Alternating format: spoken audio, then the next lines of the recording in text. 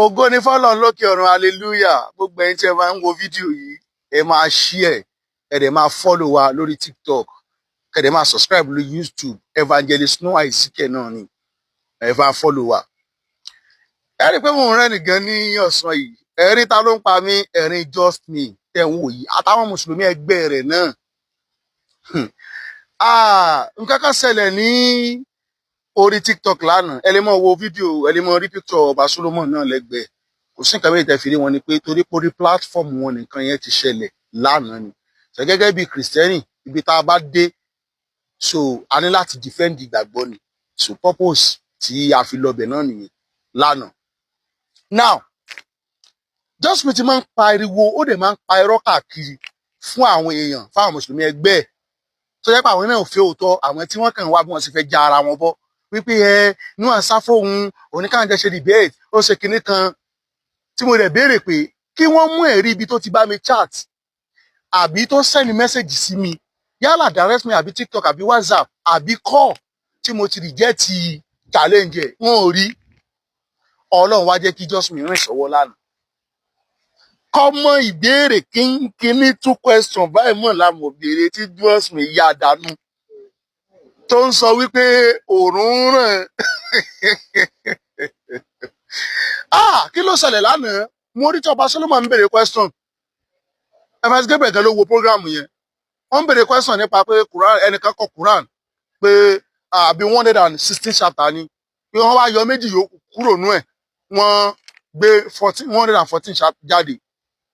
So wọ́n wá sọ̀rọ̀ lórí wọn ní pé nǹkan tí ẹni á dì mọ́ pé kò ń ṣe revelation wípé invocation ni pé so according to nǹkan tí sáṣẹ náà dẹ̀ gbé wá pé ìwà ni ẹ̀. But point ni pé àwárí àdìsí Bukhari 4999 tó sọ wípé arákùnrin tó kàn pé 116 chapter yẹn ó pẹ̀lú àwọn tí mo mọ́dún ní tẹ́ ẹ bá fẹ́ kọ́ Quran ẹ lọ máa kọ́ Quran lọ́dọ̀ wọn. Why tó wá compile Quran tẹ́ reject tiẹ̀? Usman tí ó wá pẹ̀lú àwọn tánàbí sọ tó ń wá choose pé ilé ní kẹ́ máa lò ẹ má lélẹ̀. Kàkà kí Just Me dáhùn béèrè ó ní òun wá fún debate, ọ̀rọ̀ debate kọ́ rè iṣẹ́ asọ́pà ṣe debate ni ọ̀rọ̀ dialogue lélẹ́yìí. Ó kọ́kọ́ fa gbogbo yẹn lọ fà bọ̀ kò dáhùn béèrè yẹn. Mo dẹ̀ tún béèrè lọ́wọ́ ẹ̀ pé òkè Just Me nínú ẹni tí ànábì sọ pé kẹ́kọ́ Quran lọ́wọ́ ẹ̀ àtẹni tí ó pẹ̀lú wọn ta ló yẹ ká gba Quran ẹ̀ gbọ́? Just Me ò rí dáhùn. Òun wá béèrè question lọ́wọ́ tèmi. Ó ní Jésù ní ká tẹ̀lé òfin àwọn Farisí. Náà ó wá ní nínú òun yìí pé táwọn Farisí bá ń sọ àwọn nǹkan fún wa pé ká máa tẹ̀lé o. So ó wá lọ mú ọ̀rọ̀ wá nu ìwé I think Exodus ni pé jẹ́ èyí pé wọ́n kọ sínú òfin pé tí ọkùnrin àti obìnrin bá jọ ń jà, Exodus ọ̀rọ̀ Deuteronomy ló tí kò tẹ̀ lánàá pé tó bá jọ ń jà ọkùnrin méjì tíyàwó kan bá lọ di nǹkan ọmọkùnrin kejì mú pé kán gé ọwọ́ ẹ̀. Hallelujah. So ó wá ní ṣáwà ń tẹ̀lé àmú wa ni àsìkò orí ọ̀fẹ́ la wà ó Bíbélì ṣe ká mọ̀ pé nípasẹ̀ Mósè la fòfin fún ni o, nípasẹ̀ Jésù la fi nípasẹ̀ Mósè lòfin ti wá, nípasẹ̀ Jésù lórí ọ̀fẹ́ ti wá. Mo wá sàtẹ̀ example obìnrin alágbèrè tí wọ́n mú wá sọ́dọ̀ Jésù. Jésù sọ pé kò sínú òfin pé ká má ṣòkùpá.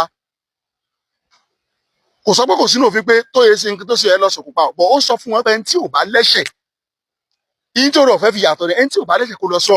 Everybody tó wà mẹ́ ló discover pé ẹlẹ́ṣẹ̀ làwọn náà táwọn fẹ́ ṣèdájọ́ ẹlẹ́ṣẹ̀. Wọ́n dẹ̀ filẹ̀, wọ́n dẹ̀ lọ. Jésù dẹ̀ sẹ́ni ẹdẹ ní gbàrà. So mo wá ní kémi náà wá béèrè báyìí. Mo ní Sunan Ibn Majah hadith 1944.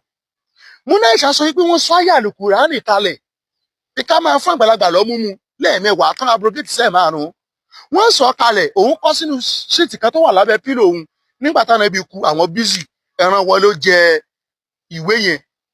Mo wá béèrè pé àyà tí kíní ń sọ yìí táìṣà ń sọ yìí pé òun dànù Quran lénìí.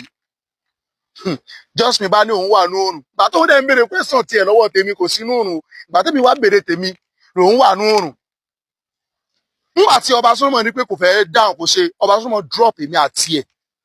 Tọ́lá àwọn Mùsùlùmí kan ló ń parọ́ pa Ọba Solomon ṣe àgàbà irọ́ o èmi àti ẹ̀ ni wọ́n drop immediately.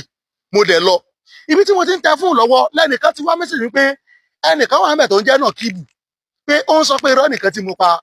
Mo wá padà lọ, mo wá lọ ń type bring me back. Ọba Solomon dẹ̀ gbé mi padà sókè torí mo send request. Wọ́n ní irọ́ nìkan tí mo pa. Kí ni irọ́ tó wà mẹ́?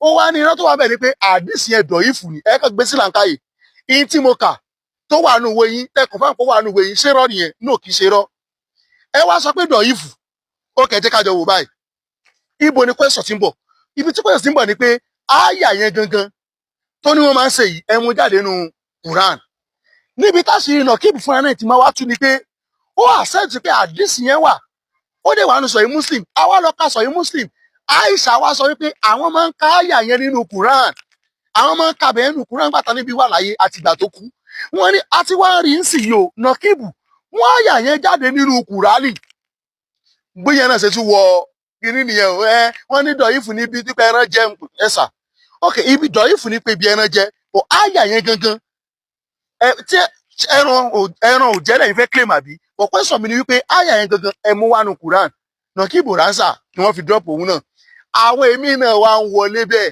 bí gbogbo wọn ṣe lulẹ̀ trout àná nìyẹn so mo ń wò pé ẹni tó ń parọ́ kiri láì jẹ́ yìí wọ́n sá fóun wọ́n ṣe kíní kan sóun láwa ń bá sọ̀rọ̀ tó wá yá dànù so èmi náà sì tún sọ home and away mo sì ń tẹnu mọ́ tó o bá mọ̀ pé o serious ẹ máa bọ̀ lórí péjì mi torí pé mo fẹ́ rán ẹ létí pé ọjọ́ tí mo wá sórí péjì yẹn last tí mo wá bá ẹ sọ̀rọ̀ ńbẹ̀ ẹ jẹ́ kí n rọ̀rọ̀ sọ bí tí bá fẹ́ sọ̀rọ̀ pé máa mú tì mí at the end of the day ẹ padà drop mi ni so tẹ bá mọ̀ pé ẹ dáńtọ́ gẹ́gẹ́ bí mùsùlùmí ẹ máa bọ̀ lórí péjì ọ̀dọ̀ mi ẹ wá defend Islam ńbẹ̀ ká lè jọ mọ nǹkan tí àjọmọ bára wa sọ lórúkọ Jésù iye wọ òníra ẹ dẹ̀ má gbàgbé ẹ̀yin tẹ̀sán pàdé ìsìnkan dọ̀yìfù ni ṣé mi mo bá yín kọ́ sínú ìwé yín àdéhùn ẹ̀dẹ̀ hasan ló gbé wá ẹ wá lọ ń gbèwé jáde láàtàlẹ́ nǹkan tí mo wá lọ́rọ̀ ni pé ẹ mú ẹ̀rí wá nínú hard copy tó ti ní dọ̀yìfù wọ́n rí research Google òun náà ni wọ́n ń lò ní ìdẹ̀ bá yín jiyàn pé ẹ pè ní dọ̀yìfù but ẹ̀yin lẹ kọ́ sínú ìwé yín